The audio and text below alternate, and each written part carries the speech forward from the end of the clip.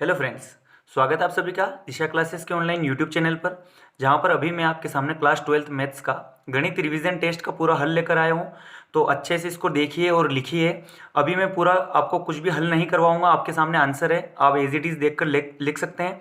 अगर कुछ भी डाउट हो, अगर आप पूरा हल चाहते हैं किस प्रकार से ये सभी आया है, तो आप मुझे कमेंट में ज़रूर पूछें, लिखें क्या परेशानी है आपको। तो मैं आपका उसका पूरा डिटेल्ड वीडियो भी बनाऊंगा, या हमारी जो क्लासेस लगती हैं उसमें मैं इसका पूरा हल करवाऊंगा, तो वहां पर आप देख सकते हैं। ओके, तो शुरुआत करते बिना टाइम वेस्ट किए। सबसे पहले मैं बता दूं, आपको सभी अच्छी क्वालिटी में जाकर देखेंगे, थोड़ा 3 डॉट पर जाकर अगर अच्छी क्वालिटी में देखेंगे तो आपको ये सभी जो अक्षर्स हैं सभी अच्छे नजर आएंगे। ओके, तो सबसे पहले सही विकल्प हमारे पास जो पहला वाला है उसका स आंसर है, एक्स जो आपके पास दिया है। ओके, नेक्स्ट दूसरे वाले का 2π/3 आंसर है। तीसरे वाले का ए बी का जो है व्युत्क्रम पूछा गया था, तो उसमें आ जाएगा 1, इसका ब वाला। तीसरे वाले का x = 2 और चौथे वाले का ब 12π। ओके, इसका पूरा अगर डिटेल चाहते हैं तो भी मैं आपको बताने के लिए रेडी हूं। अगर आपको किसी भी क्वेश्चन में कोई भी क्वेरी हो, डाउट हो, तो आप मुझे कमेंट के माध्यम से पूछें। अभी क्या वीडियो लंबा बन जाएगा, इसलिए मैं आपके सामने केवल आंसर दे रहा हूँ। ओके, नेक्स्ट हमारे पास रिक्त स्थान वाला जो क्वेश्चन आया है, रिक्त स्थान आपके सामने है, देखिए। इसमें पहले वाले का जो है वो हमारे पास हो जाएगा 2, और नेक्स्ट दूसरे वाले का हो जाएगा √2। तीसरे वाले का हो जाएगा, देखिए, लांबिक अवयव m = n। लांबिक अवयव को वर्ग अवयव भी बोलते हैं, इसलिए इसमें ये वाला आंसर आएगा, पंक्तियों की संख्या स्तंभों की संख्या के बराबर होगी। चौथे वाले में a का वैल्यू पूछा है, तो आप a का वैल्यू यहाँ से देखकर लिख सकते हैं 5/2। और चौथे वाले में, पांचवें वाले में 0.775। ओके, आप डायरेक्टली लिख लीजिएगा। तीसरे वाले का पहले का सत्य, दूसरा असत्य, तीसरा असत्य, चौथा असत्य और पांचवा सत्य। ओके, मैं अभी आपके सामने एज इट इज क्वेश्चन के आंसर पेश कर रहा हूं। आपको कुछ भी अगर समझना हो तो आप मुझे जरूर कमेंट करें, तो मैं आपको समझा दूंगा। ओके, नेक्स्ट इसके आगे चलते अपन क्वेश्चन नंबर 4 की तरफ। क्वेश्चन नंबर 4 आपसे सही जोड़ी जो पूछी गई है, देखिएगा। सही जोड़ी में पहले का सेक इनवर्स एक्स का जो पूछा गया है उसका अवकलन क्या होता है, तो ये होता है। उसके बाद दूसरे वाले का जो है 2/1 + x², इसमें tan थीटा रखकर लाना पड़ेगा। तीसरे वाले का tan x का जो आपके पास शायद पेपर में सेक 2 थीटा ऐसा कुछ दिया है, तो वो जो है ना, ये स्क्वायर यहाँ लगा है, थोड़ा सा उसको थोड़ा ध्यान दीजिएगा, सेक स्क्वायर। चौथे वाले का 1/x log x का होता है, और पांचवें वाले का sin x² का हो जाएगा cos x², और 2x जो आएगा उसको आगे ले लेंगे। ओके, तो पांचवें वाले का आंसर हो गया। छठे वाले का तत्समक संबंध बताना है, 1 2 3 का, तो 1 1 2 2 3 3 इस तरीके से लिखेंगे, ये उसका तत्समक संबंध बन गया। ओके, दूसरे वाले में a दिया है, a² पूछा है, तो उसका गुणा करना है आपको, तो इस प्रकार का आंसर आपके पास आएगा। ओके, क्वेश्चन नंबर 3 x = +-2 उत्तर आ जाएगा। क्वेश्चन नंबर 4 में माइनस का 1/4 आपका आंसर आएगा, और पांचवें वाले में साइन थीटा वाला जो पूछा है वर्तमान होगा। ओके, ये आपके ऑब्जेक्टिव कंप्लीट हो चुके हैं। नेक्स्ट मैं क्वेश्चन की तरफ बढ़ता हूँ, क्वेश्चन नंबर 6 की तरफ। क्वेश्चन नंबर 6 जो है आपसे पूछा गया है, ए और बी दिया है और ए देन बी का वैल्यू बताना है। तो आप एज इट इज देख सकते हैं किस तरीके से आपको क्वेश्चन लिखना है। आप स्क्रीनशॉट ले सकते हैं या पोस्ट करके लिख सकते हैं। एज इट इज मैं आपके सामने इसको बढ़ा रहा हूँ। ओके, और अगर आपको कहीं पर भी कुछ भी परेशानी लगे तो आप मुझे कमेंट जरूर करें, ताकि मैं आपका उधर ही क्लियर कर दूँ।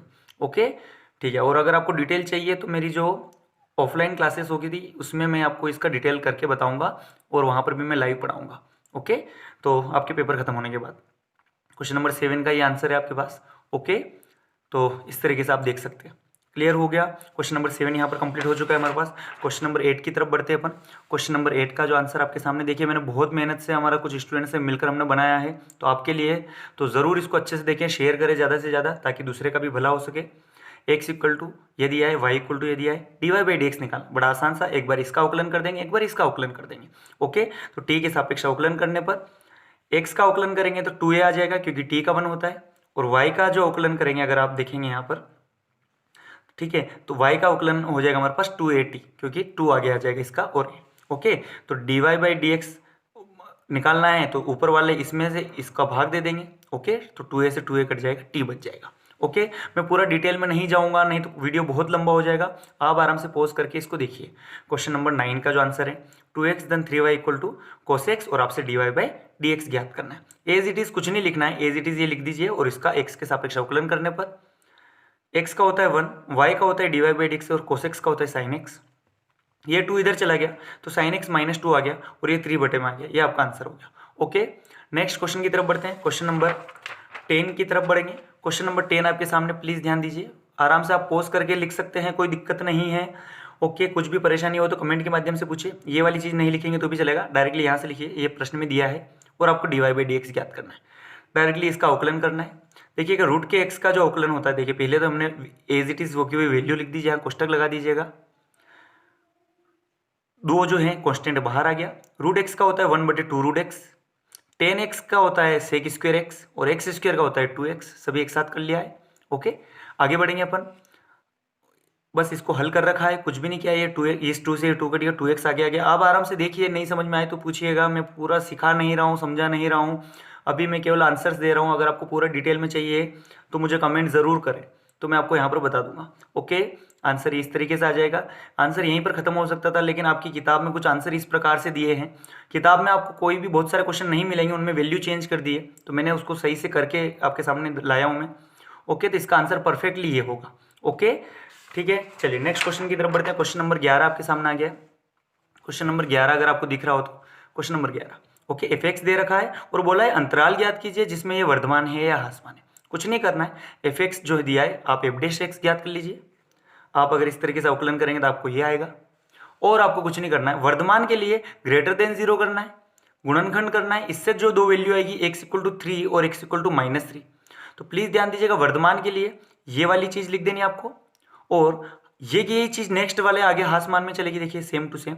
और ह्रासमान के लिए जो बीच का इंटरवल आ जाएगा, मैं आपको समझा देता हूँ थोड़ा सा यहाँ पर, इस तरीके से कुछ संख्या रेखा पर दर्शाते हैं। अगर आपने 11th में पढ़ा होगा तो -3 और ये +3, इधर प्लस होता है, इधर माइनस होता है, सॉरी इधर प्लस होता है, इधर माइनस, इधर प्लस। मतलब अधिकतम के लिए ये वैल्यू और ये वैल्यू लेनी है, और न्यूनतम ह्रासमान के लिए ये वैल्यू लेनी है। आप रखे पड़े देखेंगे तो भी आ जाएगा, आपको ये सब करने की कोई आवश्यकता नहीं। आप डायरेक्टली आंसर लिखिए और इसमें ये उत्तर लिख दीजिएगा कि अंतराल माइनस के अनंत से -3 यूनियन 3 अनंत तक वर्धमान होगा, और -3 से 3 में ये ओपन ब्रैकेट है में ह्रासमान होगा। ओके, ये हमारे पास क्वेश्चन नंबर 11 हो चुका है।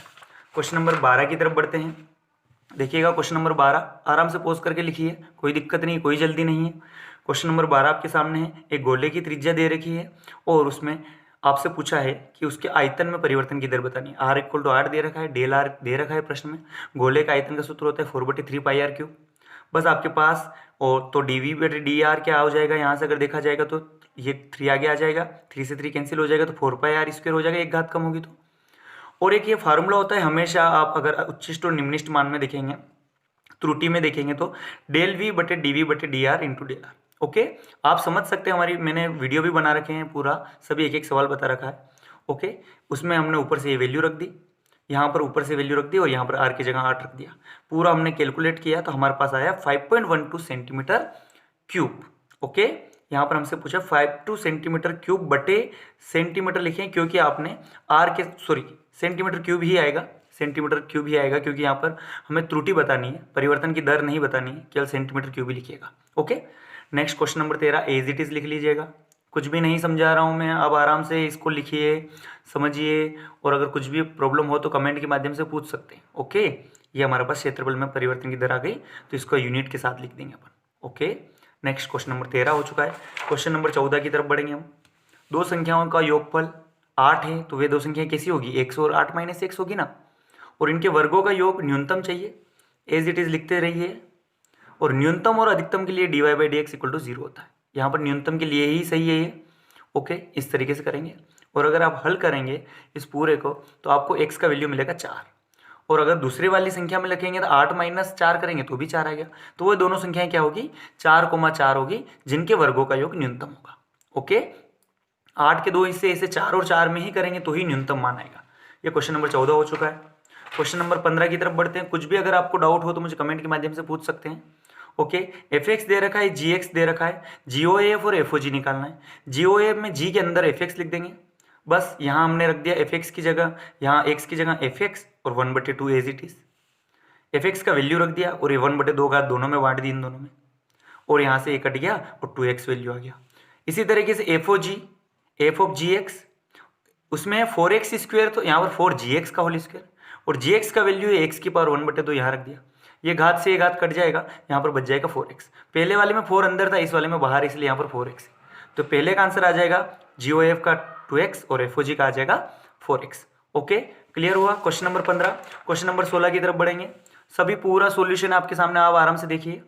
क्वेश्चन नंबर 16 में आपका पहले वाले चैप्टर से, इसमें थोड़ा सा लैंग्वेज है, तो एज इट इज लिख लीजिए, ओके, पॉज कर करके बिल्कुल आराम से लिखिए, कोई दिक्कत नहीं। और कहीं पर भी कोई भी डाउट हो तो आप मुझे कमेंट के माध्यम से पूछ सकते हैं। ओके, सममित स्वतुल्य सभी के लिए मैं पढ़ा चुका हूँ। ओके, इस तरीके से आप देख सकते हैं आराम से इसको पूरा। ओके, अर्थात संबंध आर न तो स्वतुल्य है, न सममित है और न ही संक्रामक है, क्योंकि यहाँ पर आर दिया है इसलिए। ओके, ये 16 वाला क्वेश्चन हो चुका है। क्वेश्चन नंबर 17 की तरफ बढ़ेंगे हम। क्वेश्चन नंबर 17 का जो उत्तर है, आपसे कुछ नहीं, बड़ा आसान सा वैल्यू पूछा है, इन दोनों का वैल्यू निकाल कर जोड़ देना है। तो कोस इनवर्स एक्स को एक्स मान लेना है और यहाँ से एक्स का वैल्यू आ जाएगा। इसी तरीके से साइन इनवर्स एक्स को वाई मान लेना है और ये वाई का वैल्यू आ जाएगा अगर आप हल करेंगे तो। और इन दोनों को जोड़ देना है, तो एक्स धन 2y हो जाएगा और दोनों को वैल्यू रख दिया हमने यहाँ पर और दोनों को जोड़कर लिख दिया है आपके सामने 9π/3। इसको आपको एक स्टेप और करना है, यहाँ पर आगे मैं बता देता हूँ। यहाँ पर एक स्टेप और जरूर करिएगा, 3 से कट जाएगा तो आंसर आ जाएगा 3π। ओके, आपका आंसर रहेगा 3π, 9π/3 नहीं रहेगा, 3π आपका आंसर रहेगा। ओके, नेक्स्ट क्वेश्चन नंबर 18 की तरफ बढ़ते हैं। क्वेश्चन नंबर 18 आपके सामने पूरा सॉल्यूशन है, थोड़ा वेट कीजिए, पूरा सॉल्यूशन। और थैंक्स तो बनता है, अगर आप आगे भी इसी तरीके से वीडियो चाहते हैं तो ज़रूर कमेंट में यस लिखें और कहीं पर भी कोई भी क्वेरी हो तो ज़रूर पूछें और आगे से आगे शेयर करें। इसमें 10 कोस इनवर्स 4/5 और कोट इनवर्स 3/2 का मान पूछा है। आप इसको थोड़ा बड़ा भी कर सकते हैं, हमने थोड़ा छोटा किया है। कोस इनवर्स को भी 10 में पलट देते हैं और कोट को भी 10 में पलट देते हैं। ठीक है, अगर आप पलटेंगे तो इस तरीके की वैल्यू होगी। ओके, ठीक है, बस यहाँ पर आपको कुछ नहीं करना है, इनमें वैल्यू रख दी और यहाँ पर ये फार्मूला लगा दिया जो होता है और इन दोनों का कैलकुलेशन करके जोड़ दिया है और ये हमारे पास आंसर आ गया। 10 से 10 काटना नहीं, कट गया। ओके, क्वेश्चन नंबर 18 का ये आंसर है। कहीं पर भी परेशानी आए तो मुझे कमेंट के माध्यम से जरूर पूछो। क्वेश्चन नंबर 19 की तरफ बढ़ेंगे। क्वेश्चन नंबर 19 देखिए, सबसे पहले आपके पास जो भी क्वेश्चन दिया है इसका मान पूछा, बड़ा आसान सा सारणिक का मान पूछा। सारणिक को हम इस तरीके से दर्शाते हैं, त्रिभुज की तरीके से। बस आपको R1 के सापेक्ष प्रसार कर देना है और आप इस तरीके से, तो सबसे आसान क्वेश्चन है, आप आराम से स्वयं भी कर सकते हैं, आपने थोड़ी भी 12th पढ़ी है तो -12 इसका आंसर आ जाएगा। ओके, क्वेश्चन नंबर 20 की तरफ बढ़ेंगे। क्वेश्चन नंबर 20 में सिद्ध करना है ये वाला जो 4xyz लाना है, तो यहाँ पर कुछ गुणधर्म लगेंगे जिनको हमने लगाया है। सबसे पहले LHS करके एज इट इज क्वेश्चन लिख देना है और सारणिक पर सबसे पहले हमने गुणधर्म लगाया। R1 की जगह हमने लिखा R1 में से R2 और R3 दोनों को घटाया। इस R1 में से इन दोनों को घटाया। देखिए, इन दोनों को घटाऊंगा तो ये 0 हो जाएगा और इन दोनों को जोड़कर घटाऊंगा तो देखिए आगे क्या होता है। ओके, ये एज इट इज लिख लीजिएगा। जस्ट हमने आगे आपके सामने लिख रखा है, इस तरीके से घटाएंगे इसको। ओके, पॉज करके लिखिए आराम से। नेक्स्ट इसके आगे ये स्टेप आ जाएगी घटाने पर। फिर हमने ये गुणधर्म लगा देना, C2 में से C3 घटा देना है, इस वाले में से इसको घटा देना है ताकि यहाँ पर 0 आ जाएगा। यहाँ पर प्रोसेस पूरी लगाई गई है और यहाँ पर देखिए ये 0 आ गया। यहाँ थोड़ा काटा पीटी है तो ये Z है और आपको बता दूँ ये माइनस का Y है। ओके, ये एज इट इज लिखा है। अगली स्टेप में कुछ नहीं किया, केवल यहाँ से 2 कॉमन निकाला गया यहाँ पर। ओके, एज इट इज आपके सामने है और R1 के सापेक्ष प्रसार करेंगे तो देखिए ये 0 इनके सापेक्ष करना ही नहीं है, इसके सापेक्ष करेंगे माइनस का x और इसका गुणा इसमें होगा तो माइनस का ZY और माइनस ZY, ये हमने लिख दिया।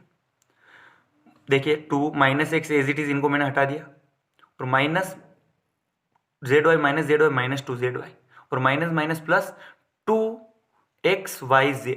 ओके, तो 2 का 2 में गुणा हो गया 4xyz। यही आंसर आपको लाना था, आपके सामने आ चुका है। ओके, क्वेश्चन नंबर ये भी हमारे पास हो चुका है। अब क्वेश्चन नंबर 21 की तरफ बढ़ेंगे हम। क्वेश्चन नंबर 21 बड़ा आसान सा, एक त्रिभुज का क्षेत्रफल निकालना है तो सारणिक का प्रयोग का ये फार्मूला होता है त्रिभुज के क्षेत्रफल का, उसका प्रयोग करके हमने बड़ी आसानी से निकाल रखा है।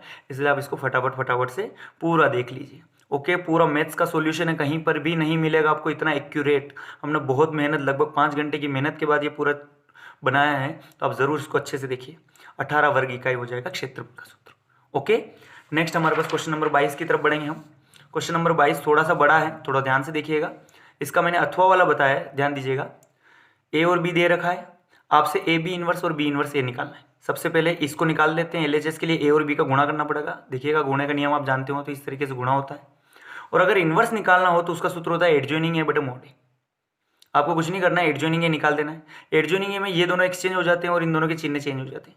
देखिए मैंने वही किया, इन दोनों को एक्सचेंज कर दिया और इन दोनों के चिन्ह चेंज कर दिया। और बटे में -2 कैसे आता है, इसका जो मापांक है। ओके, आप आराम से हल करके देखेंगे तो मापांक मतलब मोड, उसका सारणिक मान, इसको हल करेंगे तो आपके पास ये आएगा। ये हमारा LHS, इसको ऐसे ही रहने दें। अब हम RHS निकालने के लिए हमें बी इनवर्स और ए इनवर्स ज्ञात कर लेंगे, क्योंकि हमें RHS में ऐसा कुछ चाहिए, बी इनवर्स और ए इनवर्स चाहिए। तो देखिएगा थोड़ा ध्यान से, बी इनवर्स बराबर हमारे पास इस तरीके से हम लिखेंगे। जस्ट आगे चलते हम थोड़ा सा, देखिएगा प्लीज़ ध्यान से। इसके जस्ट आगे के स्टेप में आपको लिखना है बी इनवर्स बराबर, ओके हाँ आपके सामने लिखना है बी इनवर्स बराबर ही, ये बी इनवर्स आ गया। इसी प्रकार से ए इनवर्स निकाल लीजिए सेम टू सेम, और आपको RHS में बी इनवर्स ए इनवर्स में आपको वैल्यू रख देनी, और अगर आप इन दोनों को गुणा करेंगे तो आपका RHS वाला ही वैल्यू आ जाएगा। ओके तो LHS और RHS बराबर हो चुका है, इति सिद्ध। ये क्वेश्चन नंबर 22 हो चुका है। क्वेश्चन नंबर 23 की तरफ बढ़ेंगे। एज इट इज आप पोज करके लिखिए, आप स्क्रीनशॉट ले सकते हैं। ये हमारे पास हो चुका है। इसमें आपके पास e की पावर x और इसका ये है दिया है, तो आपको बस ये सिद्ध करना है। यहाँ पर आप चाहे तो ऐसा लिख सकते हैं दिया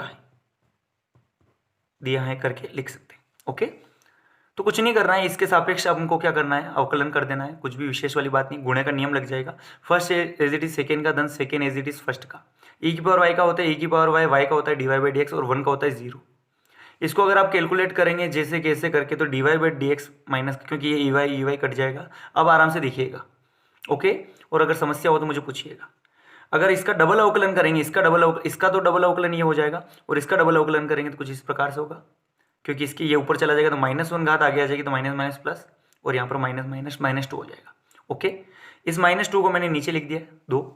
और देखिएगा अंदर, देखिए कभी भी स्क्वायर हो तो अंदर अपन माइनस लिख सकते हैं अपने मन से, कोई दिक्कत नहीं। क्योंकि माइनस इसलिए लिखना है कि मेरे पास dy/dx जो है ना उसकी वैल्यू वही है, इसलिए मैंने माइनस जरूर लिखना है यहाँ पर। अपने मन से अपन लिख सकते हैं। ओके तो आपके पास जो लाना था वही सिद्ध हो गया, आपको नीचे लिख देना यही सिद्ध करना था। ओके नेक्स्ट क्वेश्चन नंबर 23 हो चुका है। क्वेश्चन नंबर 24 की तरफ बढ़ेंगे। बहुत आसान क्वेश्चन, आपको केवल सतत का चेक करना था, सतत है कि नहीं है। तो इस तरीके से फंक्शन दिया है, आपको 3 चीजें चेक करनी पड़ती हैं, बाएं पक्ष की सीमा, दाएं पक्ष की सीमा, और x बराबर 3 पर। तो x बराबर 3 पर आपको ये वाला लेना है, तो हमने यहाँ पर लिखा था इसका वैल्यू आया 11। बाएं पक्ष की सीमा हमारे पास भी आएगी 11, इसी प्रकार से आप रखेंगे तो। और दाएं पक्ष की सीमा में हम प्लस लगाते हैं, मतलब बड़ा वाला, इससे बड़ा वाला ये रखेंगे, और ये रखोगे और हल करोगे तो आपके पास वैल्यू आएगी 9। मतलब ये तीनों इक्वल नहीं आ रहे, ये दोनों इक्वल आ रहे हैं लेकिन ये नहीं आ रहा है। तो हमने नीचे लिख दिया कि ये जो बाएं पक्ष की सीमा है ये बराबर है, लेकिन ये बराबर नहीं है। और अगर ये तीनों में से अगर एक भी चीज़ जगह ये आ जाए तो ये क्या है, अतः फलन f(x) x बराबर 3 पर असतत है। आपसे पूछा है असांतत्य के बिंदु, तो x बराबर 3 असांतत्य का बिंदु है। ओके क्वेश्चन नंबर 24 का आंसर हो चुका है। क्वेश्चन नंबर 25 की तरफ बढ़ेंगे। लास्ट के 2 क्वेश्चन बचे हैं, आराम से देखिए। बड़ा आसान सा क्वेश्चन है, बस x बराबर है y बराबर है। पहले हम इस प्रकार से क्वेश्चन कर चुके हैं, dy/dx हमको ज्ञात करना है। x का वैल्यू है तो थीटा के सापेक्ष कर लेंगे अवकलन, y का है थीटा के सापेक्ष देखिए। और आपको कुछ नहीं करना है इनका अवकलन करने पर, फिर बाद में dy/dx निकालना है तो बस इस तरीके से घटा देंगे, पहले में दूसरा, और घटाएंगे तो ये सेक से सेक कट जाएगा। देखिएगा एक सेक बच जाएगा नीचे क्योंकि स्क्वायर था, और टेन को लिख सकते हैं साइन बटे कोस, और सेक को लिख सकते हैं 1 बटे को। कोस से कोस कट गया, क्या बचा b/a साइन थीटा। ये आपका आंसर हो चुका है। ओके ये आपका 25वां क्वेश्चन हो चुका है। क्वेश्चन नंबर 26 की तरफ बढ़ते हैं। थोड़ा अच्छा क्वेश्चन है, तो इसमें मैं आव्यूह वाला जो सममित और विषम सममित के रूप में लिखना है आपको वो लेकर आया हूँ। तो क्वेश्चन नंबर 26 बड़ा आसान सा है, आव्यूह दे रखा है, ठीक है। अगर ये आव्यूह है तो ए डैश क्या होगा बताइए। तो ए डैश, ये किताब का लैंग्वेज है पूरा एज इट इज, इसलिए आप थोड़ा ध्यान से देखिएगा।